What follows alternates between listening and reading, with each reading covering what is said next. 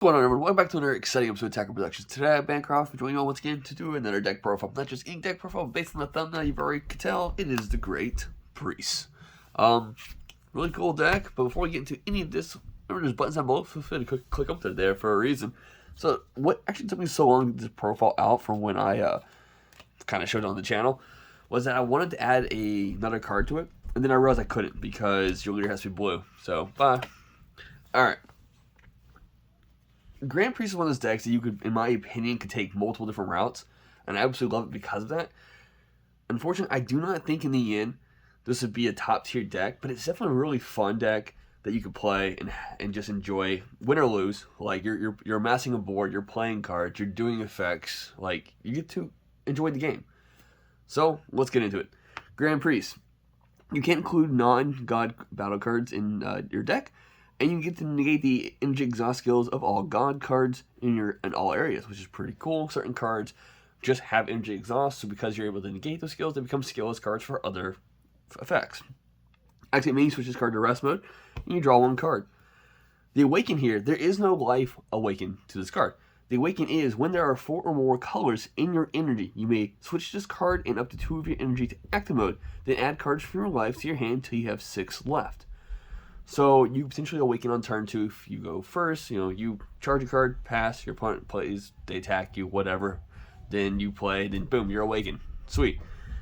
Once you've awakened, it maintains the permanent of negating energy exhaust skills on all god cards in all areas, which is fantastic. But now the activate main has turned to an activate battle. So once per turn, switch this card to rest mode, draw one card, then choose up to one of your multicolor god cards in your hand and use it in a combo.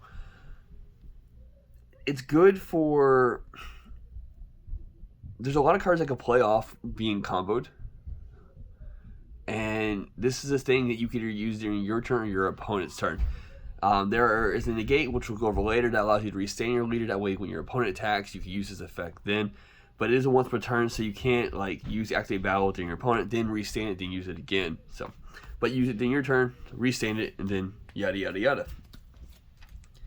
So I was trying to figure out the best way to go through this deck profile. So I'm going to kind of go, my opinion, to best turn 1, turn 2, and so on that I would take. So turn 1, we want to play a Searcher, so we have Whis in here. There is the promo Grand Priest card. Because of the way I was taking the deck, I do not need the Grand Priest card because I like the Activate main on the Whis instead. But Whis only searches the top 3 cards of your deck. Add up to 1 god card among them to your hand, then place the remaining cards at the bottom of your deck in any order. Grand Priest was, I think, top 5. Yeah, top 5 cards on top of your deck. Add up to 1 multicolored god card among them to your hand, then you shuffle your deck afterwards. So Whis puts them at the bottom, he shuffles them. So, Activate main, limit 1 for 1 blue and 1 whatever energy. You place this card in its owner's drop area. Choose up to 1 blue Beerus card of energy cost of 2 in your hand, and you play it. Switch up to 1 of your Grand Priest or blue Whis cards in your leader area to active mode. What's fantastic about this is that once you play this turn 1, whatever, turn 2, activate main to draw a card. Then you activate Whis' ability to play the Beerus. Then you activate main again on this leader because you've already restood it because it's not a once per turn. And then you awaken because you have the 4 energy that you need. Now you have the leader restaining again for maximizing your draws on this turn, which is pretty fantastic. So we have the Whis, and Whis will go into the Beerus, which we also play 3 of. Energy Exhaust, Double Strike.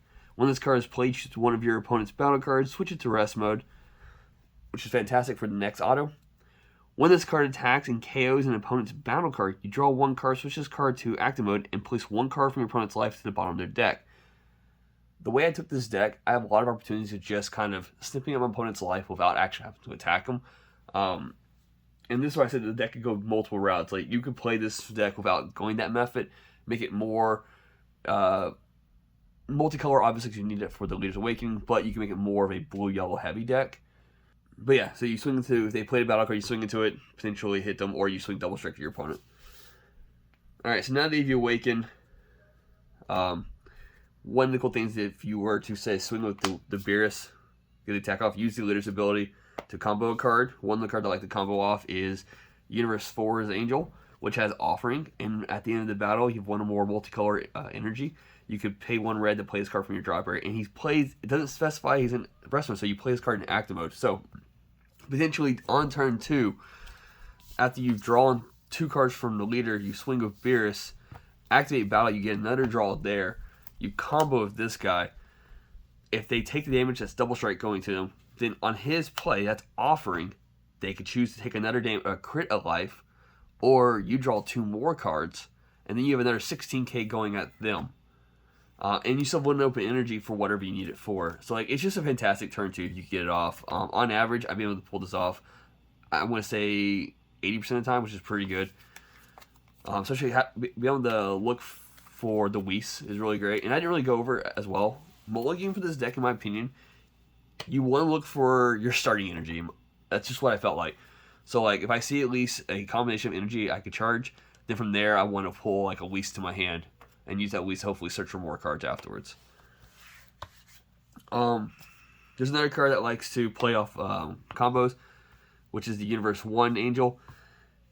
And at the end of the turn, you pay 1 yellow to play this card. It has activate main, you switch this card to rest mode. So it's just a free draw every turn. You can play, there is an Aegis one. I can't remember what its effect is, but there's also that old school God Angel card Aegis, which I think has like a draw one on it as well. What I like about this card compared to most other cards is that my opponent does not like the fact that I can just get free draws just by activating main and just drawing this card. So a lot of times this becomes a heavy target. And if my opponent wants to swing at it, it's a 16k. And typically, if I get this on the board, your opponent still has to combo a card off just to potentially kill this card, just with leader or most battle cards. So from there, you can kind of play around that idea. Using the Spectate as the negate for this deck. This is the negate that does not necessarily negate the attack, but it restands your leader, so you can reuse the activate battle, which is pretty cool. So if you establish this guy and your opponent wants to swing at it, okay, cool. You could use Spectate to use the leader's activate battle, get another draw, combo another card off, potentially play another piece from that combo, and keep this card alive because your opponent only comboed up to like say 20k or something like that. And one of my favorite things to do during my opponent's turn for combos is go into the Whis chain. So originally I was playing this as 4 of, but then I realized that I wasn't playing the Whis, the 1-drop Whis, so I had to add the 1-drop Whis. And playing this 3 of is still fine because like, with the ability of Whis searching, and I feel like this deck does draw a lot, so it's fine on that aspect. So what's great about Whis is that when this card's played or played from your hand, or at the end of the battle in which this card was used in a combo from your hand, you add to 1 skillless battle card with energy cost 2 or less from your deck or drop area. Then you shuffle your deck and look through it. Additionally, if it's your opponent's turn, you may play 1 skillless battle card with energy cost of 2 from your hand in rest mode. And what's great about this, if you don't see the 1-drop Whis, but you see this card turn 1, you can literally pass your opponent. When they swing, you just combo this card off with the 1 energy, and you still get the effect because there's no clause to the amount of energy you have to have, or yada yada yada. And the spread I play is a 3-2. I play 2 of the blue-green, just because I need a little more blue-green colors, and 2 of the yellow-red. They're just 25k beaters, which is really great. And like I said, you could potentially get this on turn 1. And I'm trying to keep as many like variety of the. These are my charge targets too. So like a blue green or yellow red. So I want to keep as many of those cards as I can. I think I'll play 6 or 7 each of those. So on turn 3, you can do a few things. One is play the Unison, which is great. It has an activate battle, which allows you to switch this card to rest mode. Then you choose up to 1 God card and combo with it with a cost of energy cost of 1. Sorry, I misread that. You switch this card to rest mode, then you switch one of your blue God cards in your energy to active mode. Then you choose up to 1 God card of energy cost of 1 and you combo with it. So what's great about this is that you can do this during your opponent's turn. It's just an extra form of defense. You can do it during your turn if you want to as well. Depending on where you get the markers at, because it's only a 3 when it comes in, and it has a +1 after that, and it is a 20k beater, so most times your opponent's not going to swing at it because then they have to expend resources just to get those markers down. And a lot of times that could be like 2 attacks with expending resources just to get down to 1 marker, and if they want to finish it off then, they could try. I can establish blockers by then, or use other forms of negates to protect it. The -3 on this card, when your opponent plays a battle card with energy cost greater than their current energy, return that card to the owner's hand. That card does not, that effect does not say choose. So that technically, if I'm correct, gets past both barrier and blocker. It's very similar to the SS Kaba, I think Zenith Cometh, I think it was. I can't remember exactly the name of the card, but the way it's phrased is you're not choosing the battle card, it's just a card being played, and this isn't a counterplay skill, it's just an auto on this Unison. So it's a really good -3 if you want to use it there. But keep in mind, if you use one of the effects on your opponent's turn, you cannot use the other because you only modify your markers once per turn. Going to other cards in the engine, 2 Universe 5 Angel has blocker, but more importantly, when you play this card, your opponent either places 1 card from their life to the drop area. If they don't, I draw a card, and they have to choose 1 card in their hand and discard it. We've always said, when you give your opponent a choice, it always makes it always kind of tells you what's more important to them. So if I play this card and they go, okay, they pitch to life, so I don't get the resources, but they don't get this card. It tells me they're confident in their hand for this turn. Or if they pitch a card, allow me to draw a card, they need to rely on their life in that moment. So it's just one of those things. Kind of look for those opportunities. 4-drop, the counter negate Whis. It is also a blocker, and you can play this for free if you take a life. Because permanent, if there are 4 more colors in your energy, you can activate this card's counter skill from your hand by adding a card from your life to your hand instead of playing it, playing its energy cost. The auto on this card is really interesting because if you use the Litter's ability to combo with this card instead, you can restand one of your energies to active mode. It's pretty cool, but more importantly, this is kind of like those testing oppositions without having to put testing opposition in this deck. That way I get more variety of God cards. It just negates the attack, and then I can have a blocker. And then to Whis' counter, we have Vados. It is a counterplay. If you have 1 or more multicolor energies, you get to the battle card being played with 15,000 power or less is placed in the bottom of its owner's deck instead of being played. So it stops the card from even touching the board, which is really good.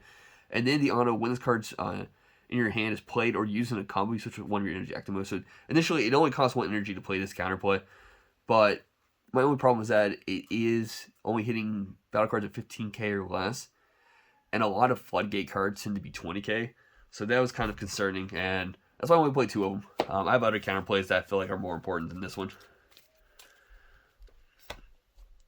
Speaking of those counterplays, we played 2 of the Universe 10 Angel. When this card, just counterplay, you play this card, and then it has 2 autos. So auto 1 is when this card in your hand is played or used in the combo, your opponent chooses 1 card in their hand, places it at the bottom of their owner's deck. Then, when this card is played, choose 1 of your opponent's battle cards with energy cost of 6 or less and place it at the bottom of the owner's deck. So initially, it gets rid of 2 problems. So it gets rid of a card in your opponent's hand on play, and also gets rid of a card on the battlefield. Now, if you're playing this as a counterplay to a card coming into play, they will still get their autos, unfortunately, but your autos will still proc once it hits the board. And then the other counterplay I play, because it is a god deck, Zamasu. I only play as a 2 of, just because I wanted to focus more on the archetype and the engine for this deck. But play this card, the card being played, energy cost of 4 or less, return to the owner's hand instead. And then, when this card is played, you draw 1 card, choose to 1 of your opponent's battle cards, switch it to rest mode.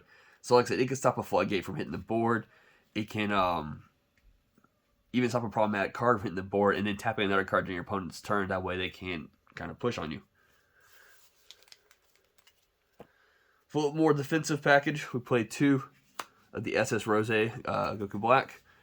It's just a double strike deflect, so it's coming into play at the end of the turn in which this card, at the end of the turn, switch up to 1 of your opponent's blue-yellow multicolor energies to active mode.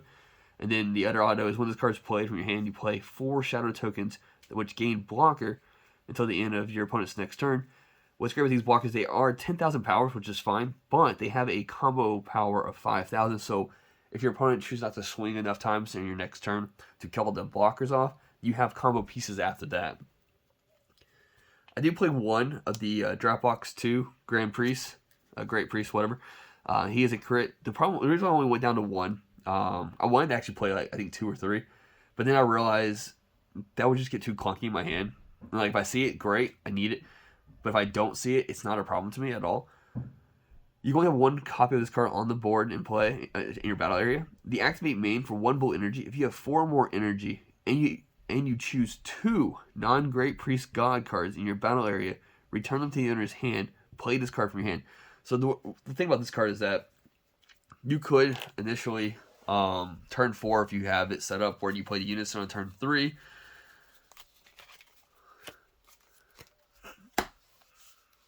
you could initially, play Goku Black, get your tokens, whatever, swing your double strike. If they don't negate it, you activate Battle to restand any energy, which allows you to combo whatever you want to combo with. But then, after your attack goes through, you pick this card up and another God card up, and you swing with Grand Priest. You're tapped out going into your opponent's turn because of that, but you do have 4 blockers on board, and then you also have access to the Whist if you need to go even further in blockers and whatnot, or negates. So it's not a bad turn 4 play if you can pull it off that way. I kind of just like doing it on turn 5. Also, this deck could be mid, like early mid to late mid, and I feel like it's just fine. The problem is that you're only playing 4 real negates in this deck, but those negates are also blockers, so they kind of stop 2 attacks, which is great. So, super combos. Tell us, because she works for gods, and she is a god. You can't play Paragus, and she's kind of like Paragus, so if you're not familiar with her, she's a very old super combo. But if I'm correct, you discard a card. It's been a while. Yeah, you may place 1 card in your hand to your drop area, draw 2 cards, and then it gains 10k power. So, and then for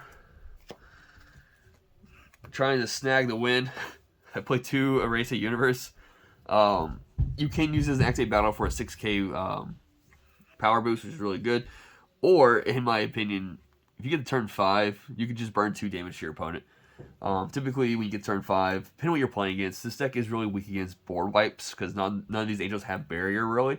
So, if your opponent is very heavy on just removal, you're not going to be able to get this card off as much. But, exit main for 5 energy, you need 1 of each into 1 whatever. If you lead a card as Great Priest, deal 1 damage to your opponent for every 2 colors on God cards in your battle area, 2 damage max. Additionally, if you have 12 or more multicolored God cards in play, you win the game. You're not going to pull that off. I think the most I got in the game was 8 or 9. But to be able to just potentially have a massive board and just swing until you get that 1 damage in and immediately pay 5 and go, alright, cool, that's game. I was able to pull that off, I think, twice during my locals, which is pretty cool. Last but not least is our secret rare. We need another good secret rare that can help control my opponent's board and potentially attacks. So we played Supreme Kai of Time because she is a god card. Not a lot of secret cards are gods. You had to kind of like choose which one was more important than the other.